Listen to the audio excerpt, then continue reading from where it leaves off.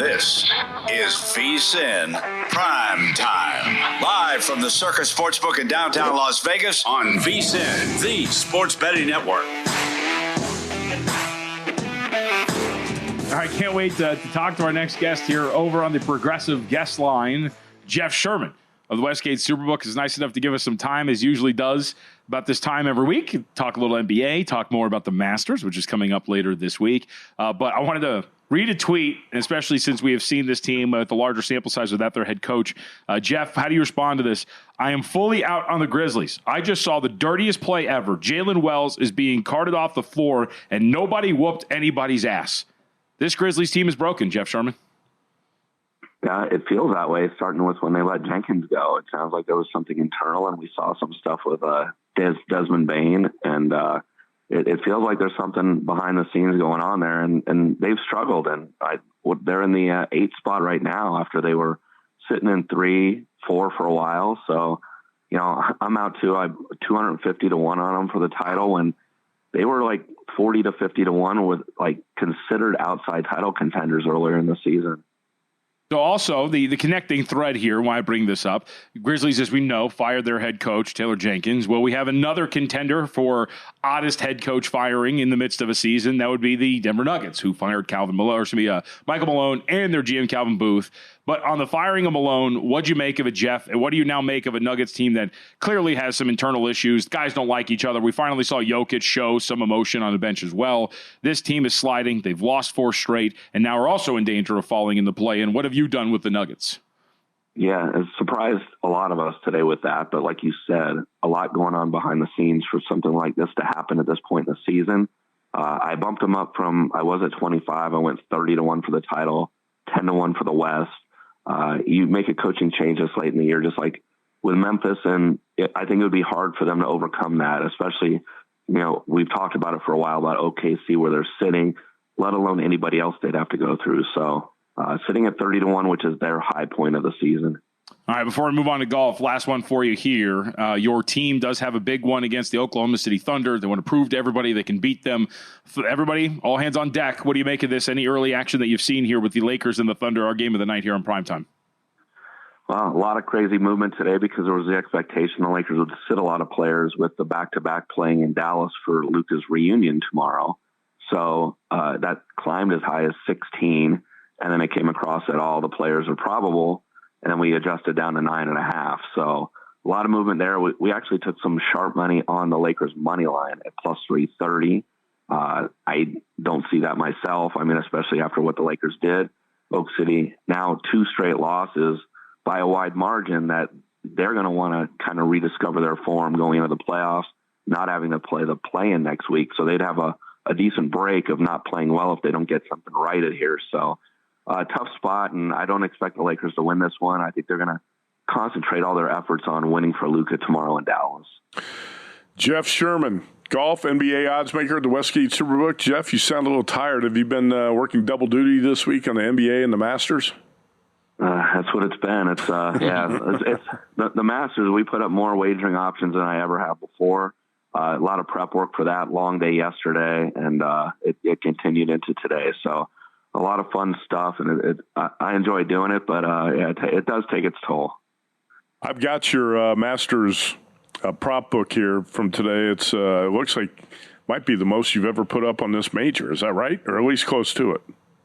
Yeah, no, this is the most that we've done, and we do the most for the Masters over any other major. So, you know, like I said, we did a lot of prep work leading up to Monday to get things ready to be able to put this out quickly.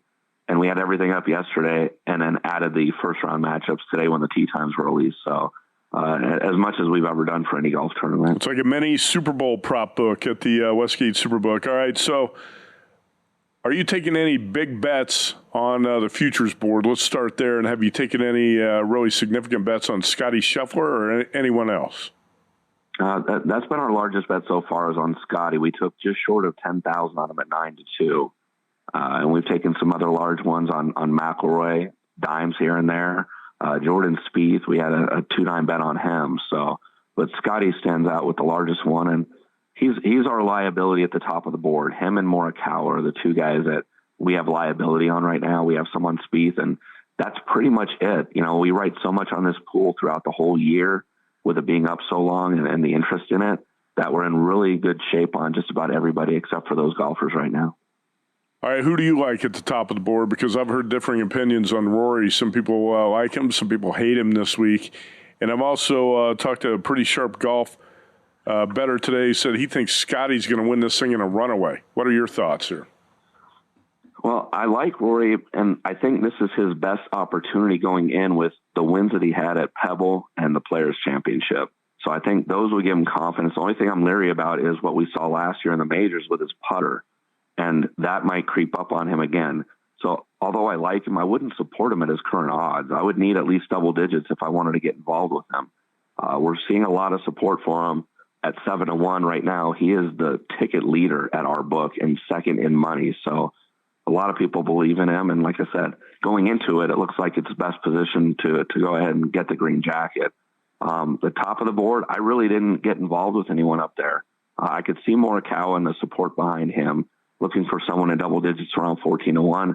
I really look down the board at guys at 30-1 or higher. I think between 30 and 50-1. There's a lot of live golfers that have played well this season that are capable of winning that you can get some value on just because of how short guys are at the top. Jeff Sherman with us, Westgate Superbook. I was about to ask, who are those golfers, Jeff?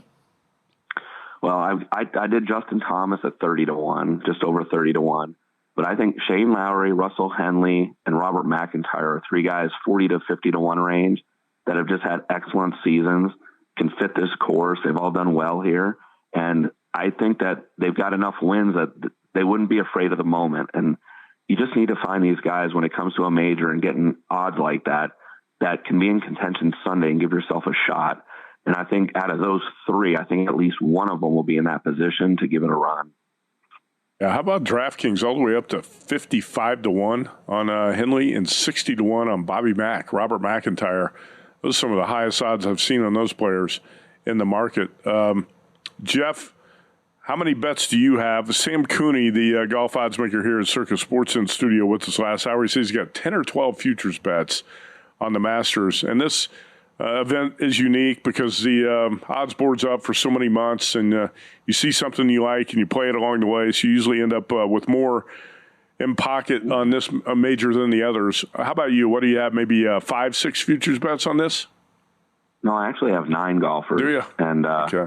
Two of them are long though. Thomas Dietrich at 250 and Rasmus Højgaard at 300. So just sprinkles on those guys. But the other 7 are ones that I consider a shot that I wouldn't be opposed to betting them at the current odds they are in the marketplace now. So 7 strong and two somewhat longer. But like you mentioned, this is up for 11, 12 months that you have the opportunity to get all these adjustments and get guys playing well at long odds. So I have the largest portfolio that I'll have for a major with these guys.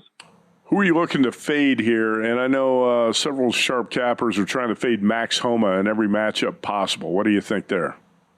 Well, that's the easy answer. I mean, he is totally out of form, and I don't mind betting him to miss the cut either. I mean, he can't play right now, and I'm up to 300-1 on him, and this is a golfer the past few years. You saw 40 to 50-1, but between him, Matt Fitzpatrick, Cameron Young, they're really struggling with their game right now, and you see him up 150 to 300-1, and if you find matchups with them, it looks like a fade. And I did met one matchup that I've been consistently betting against this individual almost weekly, and that's Wyndham Clark. And I played Patrick Reed -1/4 against Clark, and I've had a lot of success fading Wyndham Clark. I just think he's overvalued in the matchup market, and I continue to go against him. Excuse me, outside of fading him, are there any other matchups that you think are worth discussing? Well, the only other one that I played right now is Victor Hovland +105 against Jordan Spieth. And I just don't see Spieth putting together 4 solid rounds. I know he's got this history at Augusta, but he's just not the same that he was early in his Augusta career. And he can't keep 4 straight rounds together. He had his wrist surgery at the end of the year. He says he's fine, but this is just not the same Jordan Spieth that a lot of people are used to. So I took Hovland off of his win that he last had out and going against Jordan Spieth and taking plus money on that one. Jeff Sherman, Westgate Superbook with us. Jeff, have you ever been to Augusta National? Never been, and I think that the time that I'll be able to go, I think, is after retirement. So hopefully in about 12 years. 12 years. He's got his retirement circled on the calendar. Why do they need you around Masters time? Why can't the Westgate let you go? Do you do anything important involving golf? No, not too much. I just sit there and watch it on all the channels we get. He's going to be working on it pretty much every night, all week. Jeff, any props or anything that are going to draw more interest or you've seen bets on? I'm looking through your prop book. You got a lot of stuff up here. Anything you've seen action on the props? Well, we took some sharp play on the winning score under. We opened at 276.5 and are down to 275.5 on that. So going from 11.5 under to 12.5 under. Some respected play on. I put up a live golfer win the tournament, and there's 12 live golfers going this week. Open the yes plus 250, no minus 300. Took enough sharp play that I'm at no minus 420, yes plus 350. So they're fading the group of live golfers right now. Jeff, always going to talk to you. Thank you for the time you always make for us, man. Appreciate it.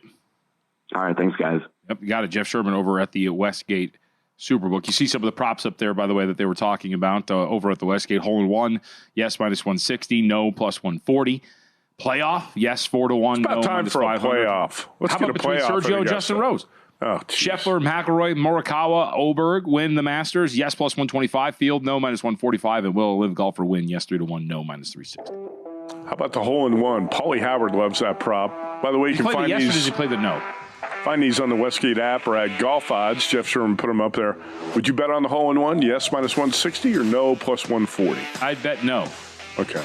Because it's very hard, as we have discussed. Oh, it is very difficult. DraftKings has a board up for specific players to make a hole in one. You can bet Scotty Scheffler at 65-1.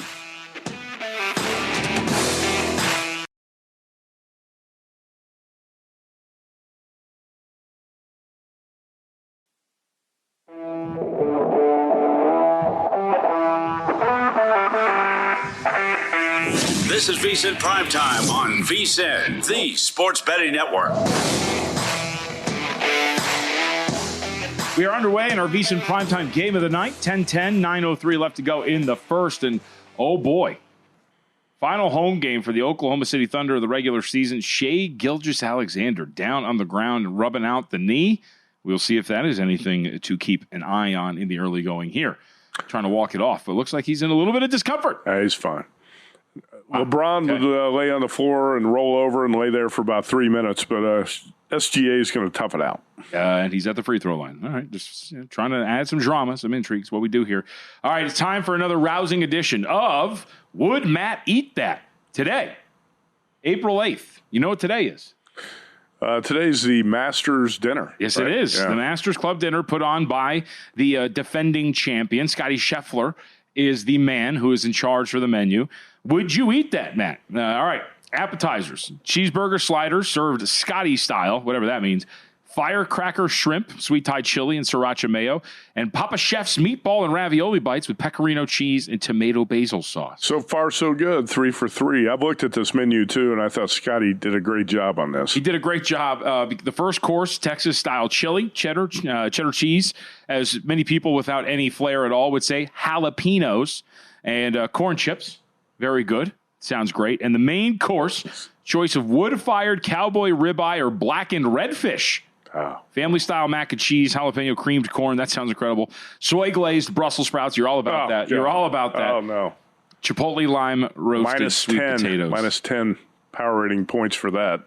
Brussels sprouts are so bad they'll stink up the whole room. You know, my dad used to microwave frozen Brussels sprouts and just eat them out of the bag. They're disgusting. And then for dessert, I think you'd be down with this. You don't eat those, do you? Brussels sprouts? Yeah. I enjoy them from time to time. Come on. You put a little olive oil, season them perfectly, and then you roast them in the oven. They're pretty good. Got to make them crispy, though. That's the important part. They got to be. You can't have soft Brussels sprouts. All right, they have to have some crunch. Sick. Change the subject. All right, dessert, warm chocolate chip skillet cookie, vanilla bean ice cream. It's all good except for the Brussels sprouts.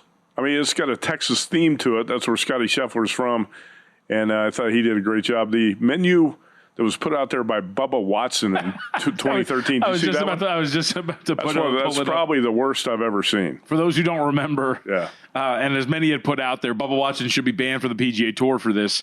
It was Caesar salad with corn muffins, grilled chicken breast with green beans, corn, mashed potatoes, and macaroni and cheese, and confetti cake with vanilla ice cream. And that's it. That's it. Scotty has like 5 additional options. Yes. And that's all Bubba Watson had? Yep, that's it. That is bad. It's very, very bad. Chris Powers put that out on Twitter. He's going to be with us in the, third hour tonight? Yes. Next hour. Yep. As Kelly Bidlin checks in and says, who's taking fish over steak, though? At Matt Youmans 24/7. Well, can't you have both? I think it's one choice or choice one or the other, although I would assume that if you're a PGA Tour member, I don't think anybody's going to go, Mr. Whatever, Sorry, we're not going to get that, Mr. Watson. No, we can't get that for you. All right. Actually, he'd be pissed. He'd be like, "What is all this stuff?" Mr. Nicholas, You have to choose one or the other. Right. Okay. You can't have the steak and the fish. On par with not allowing Hakeem Olajuwon to celebrate. Like, no, sir. Back up, please. We don't have any fish for you. I would say both. You got to try the steak and the fish. Yes. If I had my druthers, I would try both. But if we're picking one, it's obviously the steak. Go with the steak. We're red-blooded Americans here. It's what we do.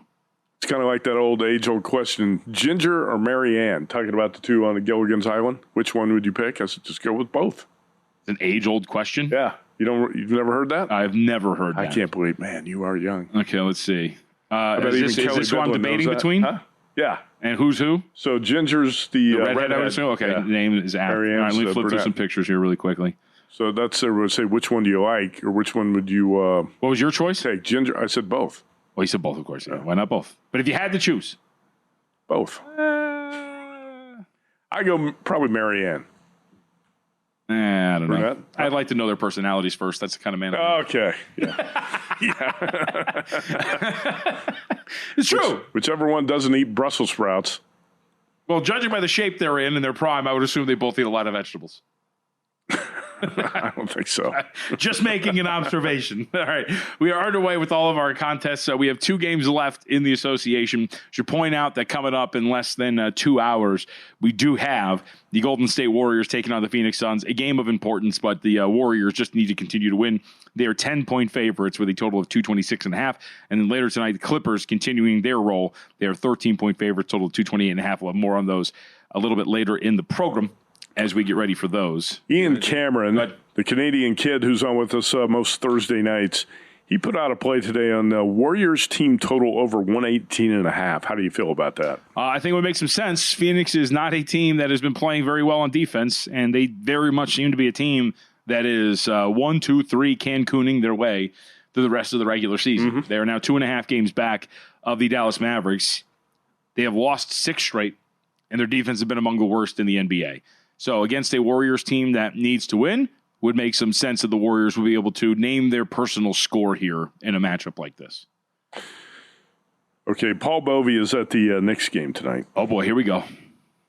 Current score. He said, tell the great JBT, the secret to beating the Celtics is simple. Stay within range of their 3-point conversions. That's how the Cavs beat them.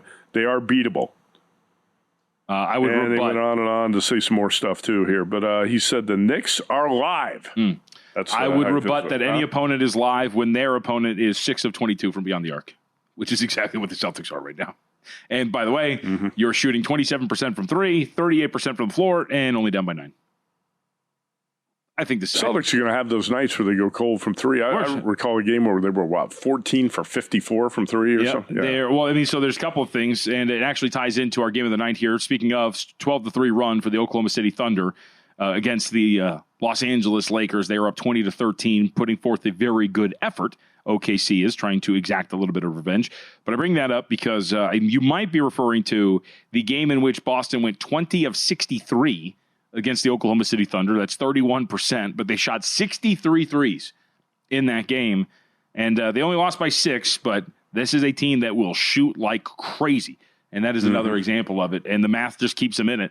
That game was not even close. But the margin, the final margin at least, was tight because they made 23s. They only made 20 of 63, though. So we'll see. I I find it hard to believe that there is any other team coming out of the Eastern Conference other than Cleveland or Boston, and the Cleveland belief for me has waned in the last few weeks as they continue to kind of scuffle around, although tonight they are beating the bleep out of the shorthanded Chicago Bulls up 76-56 right now. That's a 15-point number. It's big numbers on the NBA board tonight. That's part of the end of the season kind of stinks in that regard. You know, you have a lot of these teams that have stripped their rosters down to the studs. They don't really have anything going on. They have a bunch of G League guys as some guys are injured. They're trying to maintain their status at the bottom of the draft order, whatever it may be. So you get some of these mismatches where you get some pretty big dogs. But having said that, if you look at these underdogs, outside of Charlotte, Washington is tied with Indiana at the half, despite being a 19-point underdog. So you do get those instances where some of these quirky scheduling spots, whatever it may be, pop up, and you get a pretty big underdog to potentially cash. We saw the other night.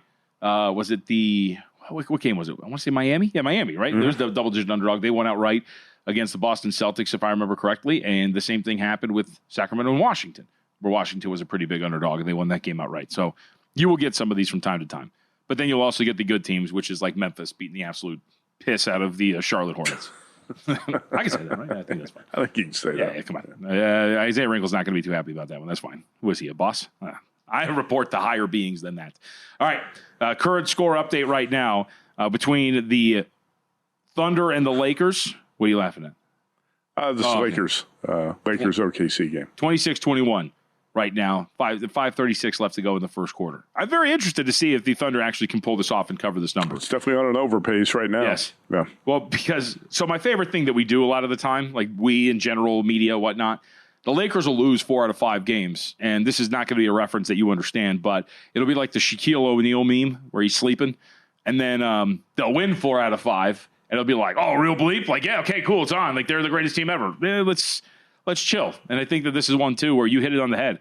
I don't know how to evaluate this team from a defensive standpoint, and I think that they shot very well against the Thunder, but I don't think I would use that as some barometer for how good they're going to be in the big picture. And if the Thunder end up beating the crap out of them tonight, that's going to be a pretty good indication of, I think, the real gap between OKC and LA. But again, final home game of the regular season for Oklahoma City. A dunk by Shea, 28-21, 5:03 left to go. Right, total in this game, 247.5. Lakers Thunder. 30-23 right now, OKC on top of the Lakers. If you think OKC was live to win this game, I think you have a case to make that game or that total goes under, only because you would think that their defense shows up and holds the Lakers down to an extent. That's just the quick handicap, if you will, of that one. All right, the Masters is here. We know it. And our partner at ProfitX is offering the best odds all tournament long. ProfitX is a peer-to-peer sports exchange available in 40-plus states, the first of its kind in the United States. You will be able to make your sports picks against other groups of fans rather than the sports books. Exchanges guarantee you the best odds on average by 10 to 20%. You can even request your own odds. Download ProfitX today with the code VSiN. Earn up to $200 in profit cash over your first month. Download it today. Code is VSiN.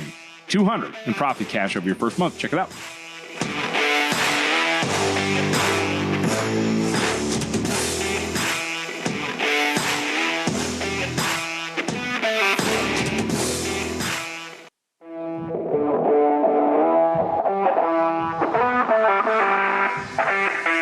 This is VSiN PrimeTime on VSiN, the Sports Betting Network.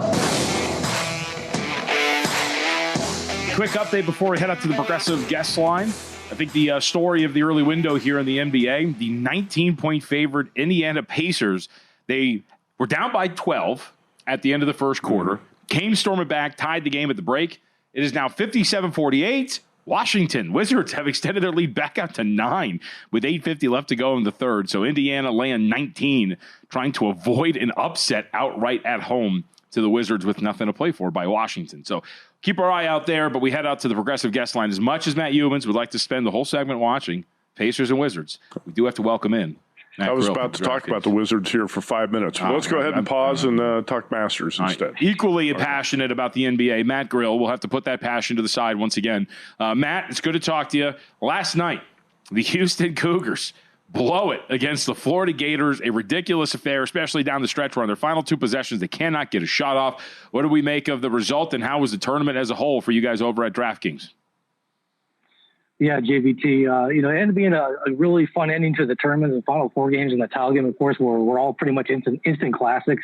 During the course of the whole tournament, it wasn't so great for us at the book, just with the long stretch of favorites continuing to win. We did get hurt on the parlays pretty bad. Thank goodness we had a Houston knock off Duke. That was a big one for us to kind of get us back. Otherwise, it could have been really bad. And then, last night going in, we needed Houston. It wasn't like an overwhelming decision, so we ended up making out okay in the game. And the futures, either way, we were a winner. But just Houston at the end, they're just collapsed. Couldn't, I think, got to get a shot off at the end there. I believe they turned it over the last 4 possessions. Just a shame. It was really rooting for them and Kelvin Sampson to get his first title. But Florida just seemed like the team of destiny, right, guys? Just down every game or just about every game coming back. Texas Tech really should have been the team that finished them off, but couldn't get it done. And here we are with the Gators as a 3-time champ now. JVT, one thing we were talking about last night during the live betting show when Johnny Avello of DraftKings joined us a couple times last night was the officiating. Did you realize there were 4 fouls called in the first half and 25 in the second half? Oh, yeah. I remember. I know. It was ridiculous. It was insane, and obviously that kind of played a role in the outcome last night. All right, Matt Grill of DraftKings, let's turn the page, focus on Augusta National and the Masters, the first and the year's biggest major. And first of all, what's the wagering handle like on this? And what do you expect? And are you taking big bets and heavy action on Scotty Scheffler? Yeah, Matt, it's, people have been waiting, 9 months here for the next major since we had the British Open back in July. So always, heavy interest in the Masters, always the major that's going to be up on the board for the longest is because it's the longest wait with the off season. So, just pretty incredible action that we get in this thing every year. It never ceases to amaze me just how much money gets put down the Masters and the casual golf fans, the casual viewers, they all want a piece of it. And you mentioned Scotty Scheffler, and the answer is no. We are not taking much on him. Usually the case week to week with Scotty is we'll take a lot on him just because I think people kind of fire off that single bullet, or just kind of see that in the rest of the field they don't see the big names, they like to fire on him. But now when we get this full field and all the superstars, all the live guys, people are interested in a lot of these other names. So, Rory McIlroy, of course, the second favorite on the board, plus 650. Could be argued that he's the co-favorite with Scotty. He's in some of the best form of his career, Rory coming in. So we're actually a small loser on him, but, just kind of spread down the board. Pretty big losers now on Bryson DeChambeau, Colin Morikawa, Ludwig Aberg. So some of those familiar names, and then a lot of the mid-range guys too. So it's kind of spread all over the place, but yeah, kind of maybe a little bit surprising. They're not betting Scotty this far this week. How about Tommy Fleetwood? JVT loves him. Is the public all over the Fleetwood bandwagon? Manny, he's a popular pick in the Masters every year. Not so much this year. I think, after kind of seeing that weekend collapse last week, maybe kind of soured some people. Shot an 81 on Sunday, even though it was in tough conditions. Usually it's opposite, JVT, where he kind of comes in backdoors at top 5 or top 10, but not the case last week. And I think his prices just got a little bit too short the last couple of weeks. Still can't secure that first PGA Tour win. But would we all be that surprised if he does well this week? I don't think so, just because, a lot of the time you can come in. It is possible to come into the Masters and Augusta National with previous success of this course and perform well. We saw it a couple of years ago with Phil Mickelson getting that second completely out of nowhere. And he's actually been a pretty popular pick this week, guys. We're building up some liability on Phil. He was contention last week at Doral with Liv. Just kind of a lot of interesting names up at the top of that one last week if you were paying attention to Liv. And coming into this week, I myself kind of ended up with, I didn't really mean it to end up this way, but ended up with a pretty Liv-heavy card. Matt Youmans, I don't know if it may be the same for you a bit, but I ended up with a lot of Liv guys, kind of like their prices. And, for better or worse, I think I got six guys are down. 4 of them are Liv players as we speak. I don't think my card looks like that. Colin Morikawa is on my card. Usually when I bet him, I regret it. But, we're talking about mid-range. I do have one live guy, Joaquin Niemann, who I played at 42-1. Otherwise, I think you and I are on the same page on some other players like Shane Lowry. Let's see, Russell Henley. And who was the other that we talked about during the break? Jordan Spieth. Jordan Spieth, that's right. The adventure that is Jordan Spieth. You never know when he's going to reappear. It's going to be a roller coaster ride. He'll probably blow up at some point, but with Spieth getting up close to 50-1, that's kind of hard to turn down. So who do you like at some of the mid-range odds, Matt? Yeah, you mentioned Jordan. I don't have him on my card yet, Matt. I'm kind of down to like one more pick between Lowry, Spieth, and Henley. Like you just mentioned, I think they're all pretty solid picks in that 40 to 50 to 55 range. Henley's kind of like a mini Morikawa when you look at the numbers and just kind of their player profile.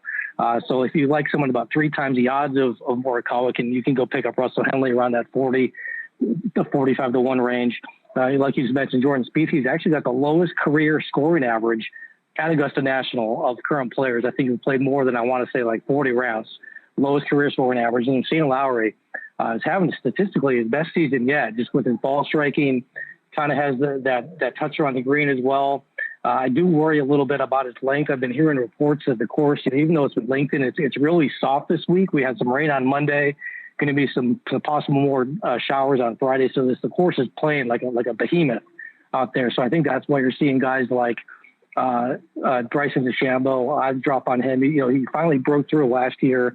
I think it was 6th place. So you've got to have a bit of a lead up at Augusta National, playing well before you win, before you break through. You don't just come out of nowhere. Mm-hmm. I think that's why we're seeing a guy like Ludwig Old Bear drift a bit this year, just because he was second last year, but usually it takes a couple of times around for guys to figure this course out. And I hate to say it, Matt, but the guy who I've just been the allure to Justin Thomas this week, I think is too hard to ignore. He's got some top 10s there, playing well this season. You don't have to be a good putter at Augusta to perform well. The greens are so tough to read. It kind of levels the playing field. So that's why we have a history of not so great putters that have won, like Hideki Matsuyama in the past. That's why guys like Cam Champ in the past performed well here. It's just the greens are the great equalizer. So I'm on JT this week for better or worse, guys. I also mentioned Hideki Matsuyama. I took him in the future back in January. Don't really love it now, but I'm on him as well. So he's kind of lost his irons the last month or two. And then my big name, I'm on Jon Rahm, guys. I think the numbers drifted too much on him up to the 16, 18, 20 range. We just won 2 years ago. He's had a pretty quietly strong season thus far in LIV. I think 4 top 10s in the last 6 tournaments there. Made a quad on Sunday to kind of fall back. Did not really have a great finish, but guys got the pedigree there, a really strong track record. With Scotty Scheffler not having won yet, this place being a curse for Rory, I figured down the board, Jon Rahm a solid pick in those high teens. Can you tell Matt Grill is fired up for the Masters? He just talked for 5 minutes without taking a break. That was a Wes Reynolds impersonation there. It was. So hopefully the impersonation lasts all the way through the tournament. One of those are a winner for you, Matt. I know. Wes has been winning. Absolutely, guys. This is my favorite week of the year in the golf world. All right, Matt Grill, DraftKings with us, talking about Augusta National. What's up? I thought Matt Grill's favorite week in the golf world was the VSiN Golf Invitational. Well, we didn't have that last year. I know, but still, I saw him out there. The Masters moved up a spot on the list because we didn't have it last year. All right, so you like JT. What'd you get JT at, about 25-1? I got him 33, guys. Okay. He was playing well at the Valspar a couple weeks ago. So Cam Smith, another one I'll throw in there. Just you can get him at a pretty decent number, up around 70 right now. Contended against Scotty 3 years ago. He's got a couple other top 10s. Always seems to find his way around here. Not in good form. That's why you're finding him around like the 65, 70-1 range. But I think a good ad if you can get him at a higher price. All right, final 40 seconds here. Who are you fading? And is Max Homa on that list? Who are the fades you're looking to play against the matchups? Yeah, not hard to fade the Max. I feel kind of bad for the guy. And the caddy, he's missing rent payments, so he had to kind of quit and let Max go in his own way. So, but fading Tony Finau, this guy looked like he was kind of made for Augusta a couple years ago. He hasn't performed as well there the last few years. Really has had a really sporadic season. He's been drifting, so that's someone I'd be looking to fade this week. Also, maybe like a Wyndham Clark as well this week. Only second time there. Obviously U.S. Open champ, but again, got to have a couple times on this track to do well. Matt, we always appreciate it, sir. Good luck this week. All right, good luck, guys. Thanks again. Matt Grill over at DraftKings on the Progressive Guest Line. We are at the end of the first quarter, at the start of the second. It is just 43-43 between the Oklahoma City Thunder and the Los Angeles Lakers.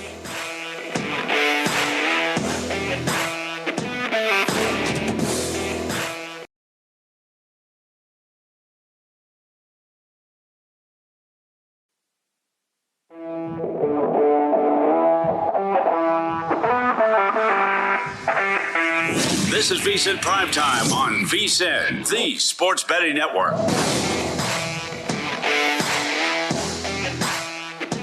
We talk about size a lot in basketball, and I think it's generally thought that you mean centers, power forwards, and height. But size also is girth, and I bring that up because the previous possession, or watching it here again, LeBron went straight at Chet Holmgren. It was like, let's go, kid. Let's see if you can stop it. And Holmgren went skating backwards, and LeBron got a bucket. We are seeing that the Thunder are having some problems here, dealing with the weighty girth, if you will, of these big wings that the Lakers have, and that includes Austin Reeves, who's a pretty big guy himself, but Luka Doncic, LeBron James, LeBron having his way with the 95-pound, 7-foot Chet Holmgren. 52-51, 8:40 left to go in the second. The theater is great. It's a high-scoring game, but also wrapped up in all of this is the narrative that the Thunder have lost 2 straight and maybe could lose a third, both to the Lakers. Uh-oh. I don't think they would sweat it if it happens because these games don't really matter to the Thunder. I think they mean a lot more to the Lakers when they're playing that way, right? Yes, absolutely. We think that's the case. And for the media narrative, it's also huge. Well, I mean, it's going to be a hot topic in all the talk shows tomorrow. If the Lakers beat them twice. If the Lakers beat them twice, and tomorrow they'll probably... Are the Lakers legit title contenders? No, I think you probably actually open up with, is Kobe better than LeBron? And then you move to less important things like, current topics to discuss. In-game numbers right now, Thunder still a 7.5-point favorite. I don't know, I'd take a piece of that. 7.5, given the way the Lakers have been playing at this point, and looking at some of the numbers here, I mean, they are both shooting ridiculous clips. The Lakers are 11 of 17 from beyond the arc right now. They're shooting 64% from deep. But the Thunder are 8 of 13 in their own right. So it's not like they have this massive hole that they have to climb out of. Both are shooting over 60% from three. Yeah, it's hard to get a read on this. It wouldn't surprise me if the OKC Thunder end up pulling away and winning this game easily in the fourth quarter. Do you take under 259.5? I think you would probably take under. This hot shooting can't continue like this. You would think, but right? Also, I don't see a great deal of defensive effort being put out there. I think you'd go under 259.5. All right, let's do it. Under 259.5. We lock this in. Under. All right, we're in. Minus 110, too. Yep, let's do it. 259.5. That is the number that we are sweating out now under for the game here. All right, it's a 103 right now with 8:40 to go before halftime. Man, there's a lot of time left. There is a lot of time. And betting unders in the NBA are never any fun. So that's going to be great to track here. Should also teams just played 2 days ago and it landed on 225, right? Yeah. You would think that there's also some familiarity at some point, and that was a 126-99 final for those who don't know. You would think the familiarity aspect comes in, and you're able to actually defend one another here, but probably not going to be the case as it seems because the both teams shooting extremely well from deep, but we'll see if that continues in this range. Been a good game, though. Very excited because it looked like the Thunder were going to pull away at one point, and that was not the case. After a 12-3 run, the Lakers responded. The other storyline we're following here is the 19-point favorite. Yes, the Indiana Pacers down by 4, and we are approaching the last 60 seconds of the third quarter. So Wizards holding on tight. Feel pretty good if you're holding a plus 19.5 ticket with the Washington Wizards, thinking that they're going to stay inside of that number. But win total implications, Matt Youmans, I need a loss to clinch the under on the Washington Wizards. Tim needs too, but I'm not in his boat. So just like a loss here. Go ahead and cover. Just need a loss from Washington. How many games left for the Wizards? 5, I believe. And you need one loss? Yeah, I need one loss. You're going to get that. Whoa, you're going to do that to me? Yeah. I'm going to do that to you. Yep. Do you know what the rest of their schedule is? They actually only have 3 games left after today. Well, you just said 5. That's why I said I think 5. Let me look. That's why you can't just jump out with these wild statements. Well, you gave me misinformation. You said 5 games. I said I think 5. On the math model here, there was no doubt you were going to get the one math model. Yeah. The rest of the games, too, this is the tough part. If they pull this off tonight, they get a home game against Philly, win. The 76ers stink. They want to lose, and they have been doing a great job at doing just that. Then at Chicago, who has nothing to play. They can get to the 8 seed maybe. Don't look now, but the Bulls are making a run at the Cavs. Yeah, right? They are with their C team today. Again, no Josh Giddey tonight. Their player benching. They've benched everybody. But right now, Patrick Williams has 19 points. Modest Buzelis also has matched that with 19.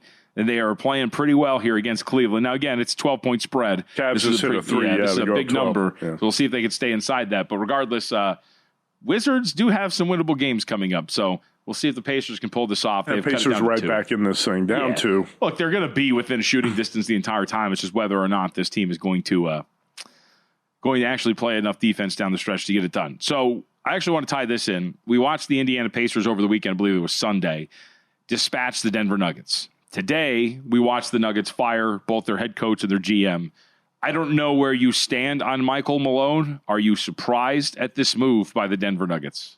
Yeah, but Malone made some comments that made it seem like yesterday he was pissed. Yeah, I think he had run out of patience and he was ready for this. Kind of sent the message that I've had enough. For those who had missed it, Malone came in after their loss and said, I am paraphrasing here, guys don't watch film unless we make them. I delivered a heavy-handed message that if you are essentially thin-skinned, you took it the wrong way as me being hard, but if you actually have the right focus, then you took it the right way. Essentially throwing many of his players under the bus. He threw a bunch under the bus. Without naming names. It's not the worst thing I've heard a coach say. No, it's great. It just also felt like, and Michael Malone, by the way, has been outspoken before. Yes. He doesn't hide his feelings. So I thought when he came out and said that he was kind of saying, look, I'm tired of this crap, and if you want to fire me now, go ahead and fire me. Yep. Said they were full of bleep for not caring and not listening to his game plan while on the losing skid. I think the Nuggets have had 8 straight winning seasons with Malone. And, right? and an NBA title, obviously. Yeah, and win a championship. I mean, he's secure. He can speak out and say whatever he wants, and he's got plenty of money and status at this point. So I think he was just tired of the job. And, in the NBA, you have a short shelf life. Sometimes you just need a new voice. Somebody else to come in and look at Taylor Jenkins done a really good job in Memphis. Yep. But, egos are involved too with the GM, the front office, the coach. And, there's no reason for the Grizzlies to fire Taylor Jenkins, but they did. Personality conflicts, kind of ego conflicts, right? That's I think 100% what's in the midst of this. Again, not being there, but just understanding how this has gone and watching this league and following these teams. The Nuggets cried poor when it came to the second apron. They didn't want to deal with the ramifications, so they let Kentavious Caldwell-Pope walk, and he goes to the Orlando Magic. There's a team that had a NBA Finals roster, and they let it deteriorate, and they let it go in the direction of, no, we'll just ask Julian Strawther to be better. No, we'll just ask Peyton Watson to be better. We'll just ask Christian Brown to be better. And some of those players are fine, but it clearly has not worked out from a development standpoint. And you have let this roster become what it is. The bench stinks. Your backup center position's a nightmare. You were, for a while, getting good Russell Westbrook, but that was because he was playing with the best player on the planet in Nikola Jokic. I think this very much seems, to your point about this being egos and front office and whatnot, this very much seems like a Denver Nuggets front office and executive branch that was very much, we can't do this. And then as it fell apart, and as Michael Malone's probably seething behind the scenes going, bro, you're giving me, to use the cooking analogy, rotten vegetables and expecting this masterpiece for dinner, and that's just not going to be the case. And now you have the best player on the planet, and you're squandering it away with a team that stinks all around him. So it's crazy that we're going to have guys like Michael Malone and Taylor Jenkins available for head coaching jobs this offseason. They should be able to get their pick. We'll see what happens. By the way, I was reminded, I totally forgot, this seems like an eternity ago. This was actually the third coach firing this season. Remember, we had Mike Brown get fired earlier this season. Sacramento. Yes, and he has a winning record for the Sacramento Kings. It brought them to the 3 seed at one point in his coaching tenure. When you give NBA coaches long-range contracts, it's a joke. Yeah. Long-term contracts because, man, these guys are lucky to last 3, 4, 5 years at this job. Did you see Joe Mazzulla's quote today? Joe Mazzulla has actually become one of my favorite quotes in the NBA. The guy says some really off-the-wall stuff. I think you might like this quote. Okay. He was asked about the Michael Malone firing and his thoughts on it. Said, quote, "I wake up every day saying this could be my last day." He's a good answer. He's under no pressure whatsoever, too. Sure, of course, but until the Celtics get knocked out in the playoffs and spitting mad Christmas arrows unhappy. I still we have to get to his comments on the OKC Thunder. All right, let's see. We'll have to get to that. Coming up at 6:30 p.m. Pacific time, Chris Powers is going to join us with the theme, of course, being getting ready for the Masters. And speaking of the Oklahoma City Thunder, they have opened up a 10-point lead, 62-52 over the Los Angeles Lakers with 6 minutes left to go. Luka injury, what are you mm-ing about? I thought there was a chance OKC can open this thing up. Yeah, Lakers shooting is a little bit too hot. And we got a lot of time left in this game, JVT. Look, there's 6 minutes to go before halftime. Yep. And you got 114 points on the board. Totals up to 261.5. Not what I like, because I took under that 259.5. All right, we'll take our break. But before we do, make sure to go to VSiN.com/subscribe, folks. Our summer special is absolutely fantastic. You get the betting splits and everything else until August 1st for only $59. Go to VSiN.com/subscribe and get started now.